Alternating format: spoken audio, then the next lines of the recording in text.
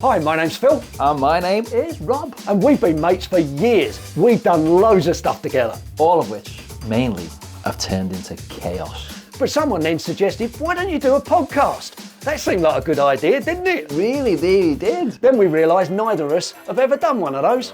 So is this going to work? Well, we'll find out, won't we? Welcome to Two Pastors in a Pod.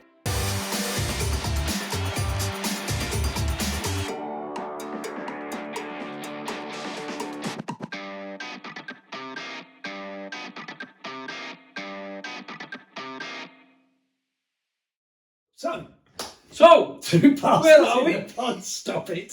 So we are back in London. Are we? We're down the Big Smoke now. That won't come as a huge surprise to you. No. Or me, but our guest, that's a big shot. He's got what a London accent this fella's got. You wait till he opens his mouth. Before he does that though, I've got a question. Yes. For me, What do you know about rugby?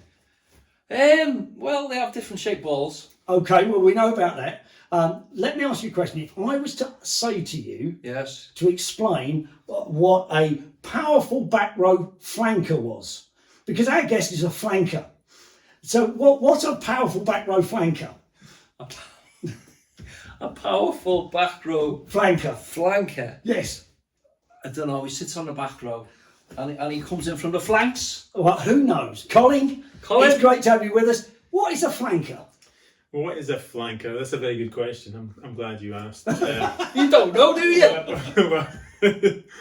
A flanker is a guy who you'd be number 6 or number 7 on the scrum. So if you ever watched the Six Nations, that's where you would be. And were you a flanker at any point? I was a flanker. I was number 6, just running around hitting guys. So we've noticed a number of things. One, I'm by far the smallest out of the three of us, Yes. and your accent is southern. In fact, why have you not got your kilt on?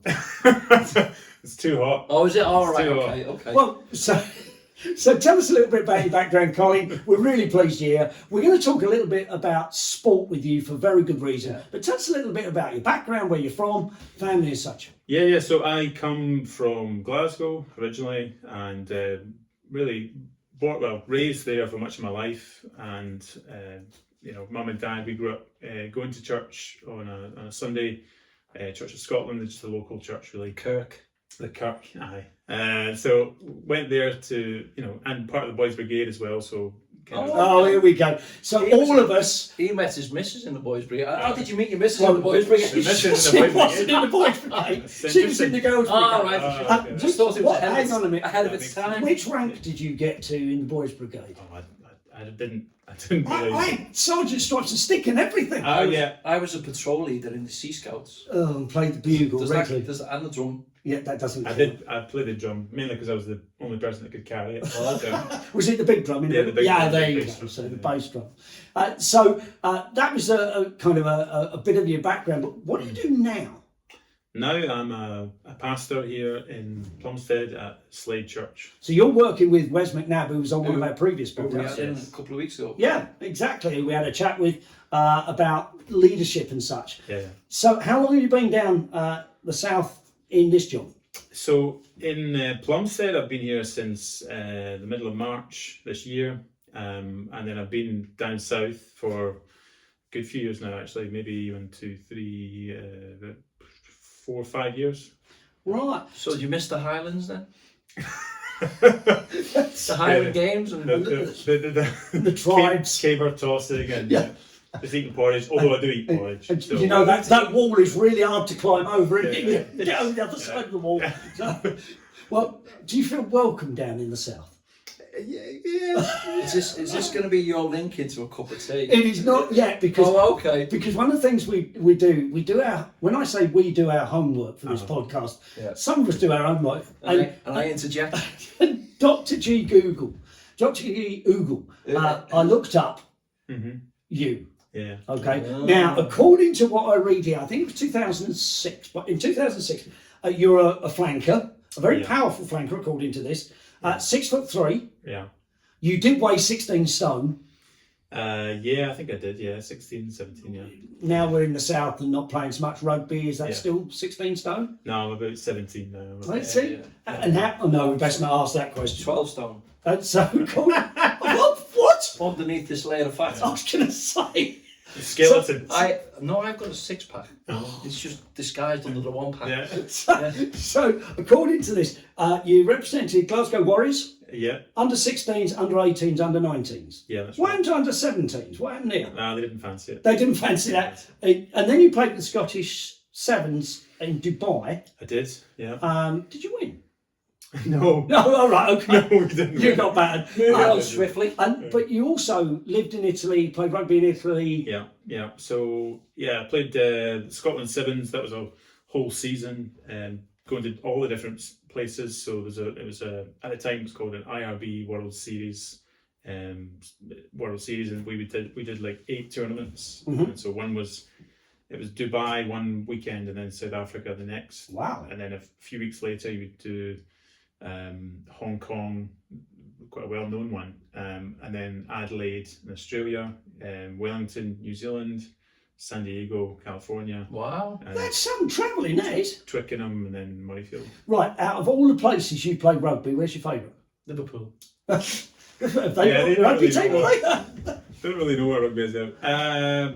Favourite place to play in the Sevens? I mean, there's some really cool places. I think maybe, San Diego was great in playing a baseball stadium, Petco Park, which is the San Diego Padres baseball stadium. So that kind of sticks out in your mind, doesn't Yeah, it? because it was quite unique, because it wasn't even... Murrayfield must have been great, though. Murrayfield was great. I remember we beat... Flower of Scotland and all that. We beat big teams there. We beat South Africa, actually, in the tournament, yeah. Wow. Well, see, that's pretty awesome. And as you say, some of the places you played are unique. Yeah. Now, it just so happens that we've got a brew. We always have a brew with our guests. Hang on. I've got a brew. What's that? I've got a brew that's right. Oh, of course, that's yes. right up your street. So before you have this brew, there is a gift. We don't give many gifts to our guests, but No. you are a special... This is your fee. Okay, this is what you get for doing podcasts.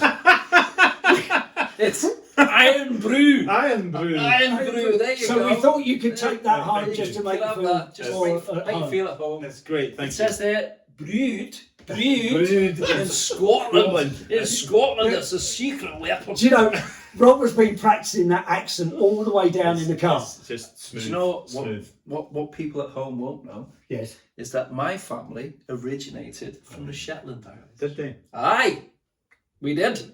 But obviously moved down when you were criminals into Yeah. somewhere else. Yeah. So this brew, That's it. You've just ostracised the whole of Liverpool again. so this brew. Now this is, out of all the brews we've ever done, this is an unusual brew. This is cold steeped tea. Now, Colin, I understand you don't like tea. I don't normally drink tea. Okay, that's not a problem. For the cause of For the the cause, ministry. for the Yeah. gospel. Yeah. So this is cold steeped tea, and there is Cold science. steeped. Yeah, and there is science behind this. So this is currently trending online. It is one of the most popular things online at the moment. Now, the reason that the science behind it is it takes away the tannin. Your taste buds. No, it takes away the tannin and the caffeine in the tea. So what I want you to do, take it, smell it. Takes away the talent. Is that The tannins and the caffeine. It reduces it and gives a mild taste of tea. Have a No, smell. I've done your research. This actually smell. does taste like Iron Brew. Have a smell. Smells like Iron Brew. Right, have a taste then. That is not tea. That is tea. That's a fizzy drink. No, that's tea. I'll tell you what sort of tea it is. This tastes like... It does taste. What do you reckon? Is that seriously tea? I want to see the tea bag. Can you taste the tea? You can't taste the tea in it at all. Tastes like... It does taste like This- Lucozade. No, Doesn't it taste like Lucozade? this is Sprite tea. Sprite. And what you do, you put your tea bags in the Sprite and you leave them for at least half an hour to stew. And then when it's served cold, that is supposed to give you a mild taste of tea as well. Well, I can taste the sweetness. Mm-hmm. So, So is this the kind of tea that you could drink? No. so here we go. Then. I can drink it, whether I could drink it. Well, we've got to give it a out of 10, Uh-huh. 10 being really top, 1 being this is revolting. So far, we've got upper 8s with some, Oh, really? and we've got a 2 with one the other week. Oh, hang on. Did we get a 1 with Rubos tea? Oh, probably. Yeah, that was horrible. So, what would you give it out of 10? Sprite tea. It's not really a tea. It is. Out of 10, maybe a fair 5, what I'd say. A fair 5. Fair Tell you five. what, I can see you are a pastor. What about you then? I would. The sweetness is nice, Yeah, but it's not a tea. Oh, it is a tea. it's not a tea. It is. All right. Well, I'll have a 5.5. A 5.5. Well, I give that a 6 because I drink that in the summer quite happily. Oh, yeah. With regard to teas. Would you? Yeah. So, Colin, getting back to you then. Sport. Sport. Yeah. So, obviously, sport was a massive part of your life. Yeah. Yeah. Is it still part of your life? How did you become a Christian? Yeah. Let's start with that. Tell us that. Yeah, so a little bit through the connection with rugby. So obviously I mentioned that I grew up in church, but it didn't affect me. I was kind of bored by it, and left home to go to university. And then when I was at uni, just did what everyone else did, really. And then was obviously heavily involved in rugby. What did you study at university? Rugby or? So I did sports studies, and then I did a postgraduate in PE teaching. Okay. So yeah, that was kind of what my main focus was: studies and rugby. And then So this is late teens, early 20s. so this is late teens, early 20s. Yeah. I mean, I met a few Christians along the way, but went to church occasionally, but wasn't really that interested in it. And then I think it was really only until later, so playing rugby in San Diego, I actually met a girl there. We had a long distance relationship for a couple of years.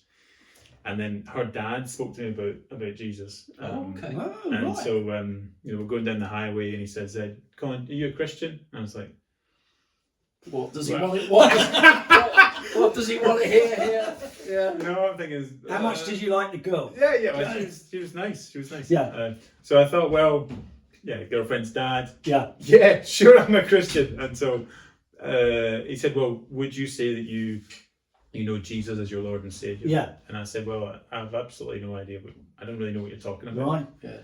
And so that started a chain of events in talking about what that was. And we prayed together, but again, for me, there was no change in my life. And then about maybe a year or so after that, when I was 24, her cousin Aaron, or Aaron, what do you call him? He'd come, I think Aaron, let's call him. Aaron, let's call him Aaron, that. Aaron. I doubt very much he's watching. Yeah, but Aaron sounds more biblical. It sounds more biblical. Was he with muses? just carry on. Anyway, he asked me to church in an evening service, and so I went along, and that's where I heard the gospel and was just convicted of my sin, really. Oh. And So that was in the States. that was in San Diego, in this huge church, a couple of thousand people or so. Yeah. And then I remember speaking to my girlfriend at the time. I was like, "Can we pray?" And she's like, "What are you talking about?"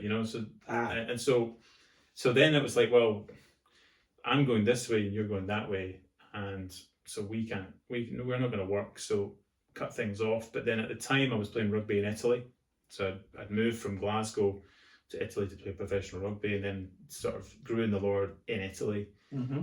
Eventually found a church of about 12, 15 people, which is normal. English speaking. English? Well, no, it was Italian. Oh, really? Oh, okay. So local evangelical church in Mestre. So how many languages are you fluent in? No, I just speak Italian. Just Really? British. Oh, he just speaks Italian. No, just Italian. CC, You have trouble with English, don't you? order a pizza. Yeah. Get him to bring Domino's Oh, up yeah. later. Hey. I'm not sure if that classifies that piece. Oh. But I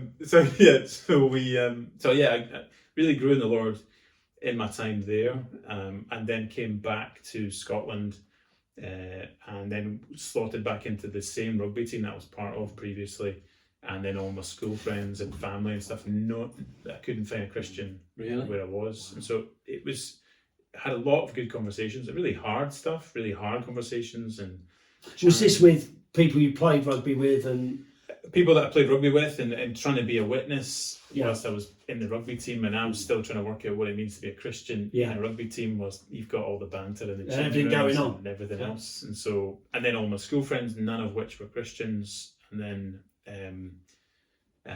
So it was, and then parents speaking to my parents, and they were like, "What are you talking about? We go to church, you know." And so it was quite something. And from that, you know, I again shared my testimony with my parents, and then invited them to church, and eventually over time the Lord saved my dad. So Wow. so he came to faith when he was 60. Wow. So when did you actually become a Christian? What age? I was 24. Right. Okay. I think in San Diego, 24. Yeah. And then it took a couple of years Just to develop like, into... what am I doing? And in Italy, where again nobody has any idea what you're talking about when you talk about a personal relationship with Jesus. So how did that affect your rugby career? So you were at your peak, I guess, 24, 25, 26? To be honest, actually, I was playing some of my best rugby 26, 7, 8. So after you became a Christian? Yeah. I mean, obviously I was playing pro stuff before that, but I felt like I was playing my best stuff around 26, 7, 8. And there's lots of challenges of like, how do you do this? How do you live as a Christian in this environment and seek to glorify God in the things that you do? Because sport generally, amongst Christians, you take the early years of the Christian church, it was somewhat frowned upon, which is understandable. I mean, the Olympics was dedicated to Zeus and Nike. The greatest sporting was the arena where most Christians were put up against centurions and gladiators and all that going on. So you can understand why it was frowned upon. And I guess Victorian-wise and even today, some people struggle to see the relevance of sport and Christian faith. Although the Olympics this year has really changed that with the likes of Adam Peaty and who've really been clear about this is what I believe, whether you like that or not. I mean, so you wrestled with those issues, didn't you? Massively. So coming back to Scotland, I was always like, well, how do I live this out? It feels like at times I'm on my own. Thankfully, there were 2 Christian guys in the rugby team that I was with, and we prayed together. One was a pastor, one was a Zimbabwean guy who was just an absolute bear. Every time you hit him, if he had a tackle pad, you'd be like, it's like a cartoon. So we prayed together. So there was good conversations there, but always people would ask you, you know, what do you think about this, or what do you think about that, and lots of good conversations, but challenging, but difficult ones as well. I mean, in terms of the Bible, although the first century didn't kind of frowned on sport, the Apostle Paul clearly had some kind of understanding of it, because he talks about training, he talks about being in the race. You know, when he's talking to Timothy, he says, compete. Not punching as a boxer aimlessly. So there's all those references to sport in those ways. One of the biggest problems, I guess, that we would find as pastors, in certain areas at least, is we can all become addicted to something, or something can always become a god. I think it was Calvin who once said, there is not a person on the face of the earth who has not at some point made an image for themselves. So do you find that an issue? Are you kind of still so caught up with the rugby world now? And what about if there are those? I mean, you're a football fan, which you know I'm not, and you must have experienced. Well, you like to think you are. No, I listen to. He spends his life listening to talks. I listen to talk. So he reckons he knows so much about football because he listens to talk sport. Knowledge is a useful thing. He knows diddly squat. But you're a football fan. Yes. Did you ever get addicted to it? Yes. Good. That's a great answer. Well, I did. You know, as a lad growing up, I played football, quite a lot of football, not to the standard that you played rugby, but I could have had a trial for Everton, but that's another story. There's a whole gag about a trial and Crown Court. I refused on principle. Right. Anyway, I've just ostracised all the Evertonians. So I love, every night was football in the park and all of that and I played on the weekends and then I went to watch Liverpool Football Club in the week. My mum had made me a big flag and I was stood on the cop. Showing my age now, it cost me £2.50 to get on the cop. It cost you like £55 now to get on it. But football was your world. Was my world. Yeah. Is that the same with you for rugby? It used to be, and I think over time, my passion started to change. And I remember thinking of it. Someone told me about the title of a sermon which I've actually read recently, a guy called Thomas Chalmers, an old Scots guy, and the title is The Expulsive Power of a New Affection. That is some title. Yeah. I've got to be honest, I don't think any of my sermons have ever had a title quite as impressive as that. Because it's got big words. Yeah, it's got big words that I can't spell out. What is expulsive mean? And it was basically that sense of which, if you have a new affection, that fills your heart and pushes out other things which previously filled it. And for me, that was the case with rugby. Yeah. So when I stopped when I was 29, I was just like, bye. You know, people are like, oh, you'll miss it. And it's like, I won't, I don't. But again, it's like Adam Peaty in one of his interviews, which interestingly, one of the major outlets cut out of the major interview, was he said, I've got a silver because there's more to life than just the swimming lanes. Sure. And so obviously his life has changed that. Yeah. What about those who we meet though, Christians in our churches, Yeah. who really may not even know they're addicted to a sport? Sure. I mean, is that something that you would see, and how would you advise someone if they think they're falling into that? Well, the key is where do we see sport in the hierarchy of Christian life? You know? Mm-hmm. How much do we prioritize sport over the things of the Bible? Yeah. Do we do that? Do we see that in church life now? Do we see people sacrificing Sundays, particularly the gathering together of God's people, for the gathering on a sport pitch? Yeah. How do you see that? I guess two things that come to mind really. One is seeing sport as a gift. Yeah, because there is that side of things. We can't just ostracise it and say it's got absolutely no place. So in one way, seeing it as a gift of God, and think of, was it 1 Corinthians 10:31? Whether you eat or drink, whatever you do it for the glory of God. Yeah. And so if you're going to compete well. Compete. You should be the most ambitious and disciplined and professional athlete, if you are professional, or even if you're not. You're just pursuing it with dedication and diligence. That's going to be important to some people who are watching who do have an athletic background or a sports background. I think that's important. Well, it is a gift, isn't it? But again, you watch some of the guys who are playing football. One of the things that in one of the churches I pastored, we banned inter-church football because people just couldn't play football without trying to kill each other. Yeah. And that was including deacons and elders. And that was something we said we can't be doing that. I still carry an injury from a church football match way back in the day. Yeah. Way back in the day. That's when you had to run. So a gift. It's a gift. You see it as a gift, and I think you see it that way rather than life itself. Mm-hmm. And I think that where it transitions is where football becomes life, and you hear people talking about football sometimes, and they speak about it in spiritual terms. They speak about it. Yeah, they go into their temple. They go into the God. The gift. What a link! The gift becomes a god. Yeah, exactly. Yeah.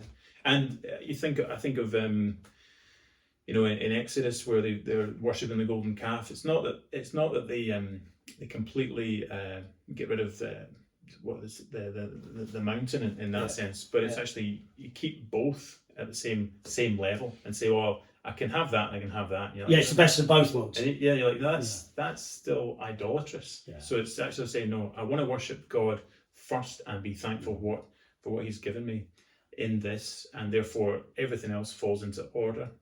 So then when it comes to things like Sunday sport, then you're thinking, actually, I want to worship God first and everything else falls into order. Because I remember that was one of the things I wrestled with a little bit, especially as I had come back from Italy, become a rugby academy manager, and developing players really. And there was a lot of pressure to come on a Sunday to watch players, and there was a lot of pressure. I just felt that pressure, and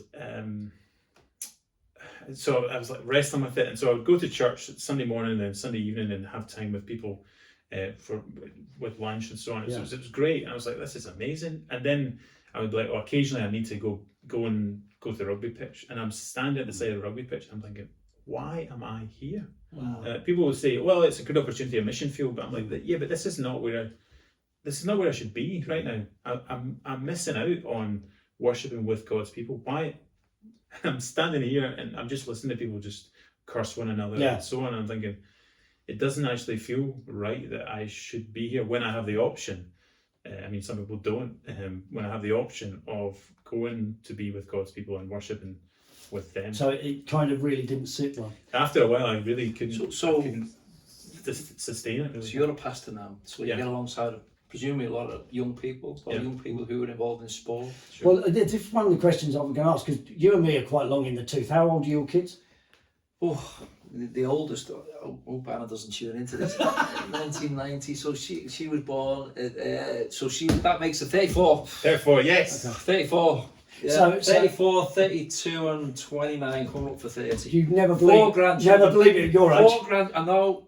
Don't look like 4 grandchildren in me. So my kids are 31 and 29. So we're a bit long. How old is your family? How old is my family? So, talking about children. Yes. When did you get married? Got married last year, and You got 5 kids now. It's cold in Scotland. no Xbox. So we got married last June, and we have now got a 7-week-old. 7 weeks. So you got your eyes kind of. You're going to need that Iron Bru. You are definitely going to need that. So you're setting out as a dad. Yeah, we've kind of been there and continue to do so, because they still come back and raid your fridge. Doesn't matter what age they are. So, bank account. And we should.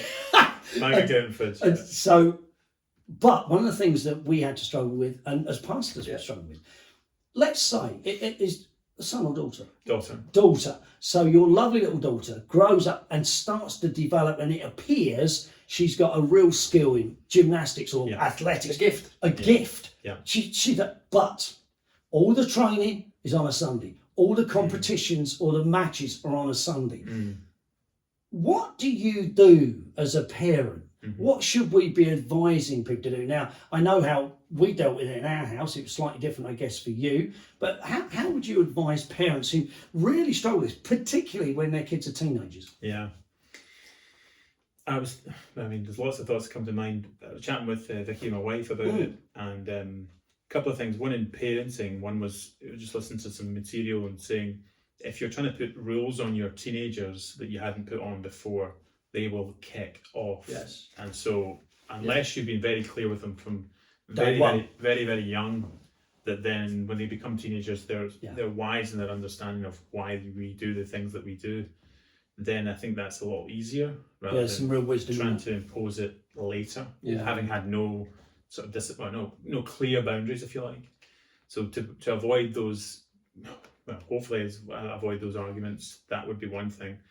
And the other thing, I guess, is that Sundays should be the best day of the week. They should be the best of the week. And it's like, well, again, I think of myself of like, why am I standing at the side of a rugby pitch on a Sunday morning? I don't want to be here, not because the rugby's awful and anything like that, but it's actually why am I I feel like I'm neglecting myself, my own spiritual walk with Jesus, as I am neglecting the meeting with God's people, and not just Sunday morning, whatever it is, but actually the day together, to enjoy that together. As a family time. And I reflect both individually, and then obviously you widen that to family. That I think, well, why would I rob my family of that? And then obviously they'd be like, well, yeah, but she's a really gifted gymnastic. Yeah, and the pressure builds. I mean, I see my daughter already, and like everyone's like, oh, she's got long legs, she could be this and that. And I mean, we dealt with it with my kids quite easily. We told them they didn't like sport. No, we didn't. I mean, well, it's other things as well. It's music and languages. Now it is. It's huge. Like, and I guess that is the tension, but it's a countercultural thing. We want to be in the world but not of it, and thinking through again, how do we glorify God in whatever we do? But that doesn't necessarily mean that we just kind of our life is our life. And again, it feeds back into sort of the individualistic perspective of, well, I'm a Christian and I just live my life myself rather than actually important God. It's not easy. Would you have said to your kids, this is Sunday, you're not doing sport? Well, I your first point struck a chord with me, because fortunately, my kids were very young when I Yeah. went into the ministry, or when I became a Christian, I was 21. Yeah. So Jill was a Christian as well. So we brought our kids up different to how we were brought up. So church was a big thing. Being together with God's people was a big thing. Sunday school was a big thing. So that was ingrained into our kids from a very early age. So we didn't have those difficult conversations because that's what we did as a family. It's interesting. Your daughter will, I can guarantee you, remind you at some point she didn't have a choice in being a pastor's kid. Sure. I can guarantee you that they will say. Oh yeah. I mean, again, very similar to Rob. We met our kids with, from very early age, this is what we do on Sunday. This is the rules of this house. This is why you're here. This is how we're going to do this. But we did, as they got older, say, okay, well, if that particular event is in a Sunday afternoon, then maybe we can all go to that. Or, that's fine, but these are the priorities first, and these things fit in after. But it's not an easy thing. So much pressure on families. It is huge. And then you've got social media pressure on top. Absolutely. Well, many of those things are, to develop and better, and so everyone's getting pulled left and right. Kids clubs here and there, all the different things that they can do and develop in. And you think, well, those are good things, but I just think that the time together, both as a family and then also as a church family, is so important. Formational stuff. I mean, talking with my wife about it, we're just saying, the element of like almost catechizing children in formation, just being able to help them be formed and know about the Lord as much as possible. And then when they're older, then you're thinking, then it's wisdom decisions of like, what do you think is a better choice here or there? And I think as a dad, I think one of the things that we've learned is our kids, what dad prioritises, what mum and dad prioritise, that actually starts to become important to our young people as well, as they develop and they grow. This only if you lead by example. You've got to lead by example. It's no good just setting a rule. But you lead by example in love, don't you, as well? Yeah. And as long as your kids know that you love them, that you support them, and they'll, to a certain extent, and my kids will be watching this and they'll be laughing now, they'll want that as well. They'll want that same love and support given to their own children as well, because if they've had a happy upbringing, that will reflect in the way. And the scripture says, doesn't it, from one generation to another generation. Well, it's so difficult, particularly now. I was chatting to someone yesterday, and they were saying, sometimes you just have to just keep going and not turn the volume down on other voices. And I think if you're parenting, you're being clear on boundaries. Children love to know what the boundaries are, and then if you have a culture of grace and love in the home, then surely and that's definitely one of the things, isn't it? We live in a culture which doesn't put boundaries. It says make your own decisions. I mean, I've got a granddaughter. I know I don't look kind of old enough either, but again, like your daughter, that's debatable. Got long legs. Runs everywhere. Her dad's a runner. There's athletes in the family. Sure. And it's going to be hard for my daughter and her husband to get that policy. But I think setting it from the early days is brilliant. Listen, our time's come to an end. What? The final whistle is about to blow. It is, but I've got one question. Colin. Go on then. Now, you've been down, how long have you been in London again? Just remind us. Since March. So will you be putting together a Slade Evangelical rugby team with Wes? I'll give it some thought. It could be a whole new ministry. Could be. He needs to be left back in the changing room. Oh, very good. That old joke's the best Colin, one. So I go, Phil. Oh, here we go. Like you do on every end of the podcast. Yes. Tell everyone where they can find our podcast. So the only reason that I tell you where you can find the podcast is he because knows. my colleague hasn't got a clue. We're pleased you've joined us today with Colin, and you can find the podcast on Spotify and on any other device and any way that you find usually Well, do you know your what? podcasts. If they listen to this, they found the podcast. Don't forget the other episodes. Thanks for joining us. Thank you, Colin. Thanks, Colin. Enjoy your Iron Bru. Thank you. Aye. See you soon. Ta-ra.